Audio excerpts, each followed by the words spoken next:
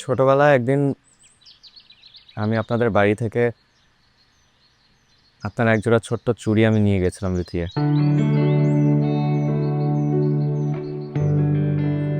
তারপর আমার ফ্যামিলি দেশ ছাড়ে। চুড়িগুলো তখনও আমার পকেটেই। তারপর ওখানে গিয়ে বাবার ব্যস্ততা, আমার পড়াশোনা, সবকিছু মিলে আর দেশে আসা হয়নি। তবে আপনার এই চুড়িগুলো নিয়ে আমি 16টি বছর আপনাকে মনে করেছি। তারপর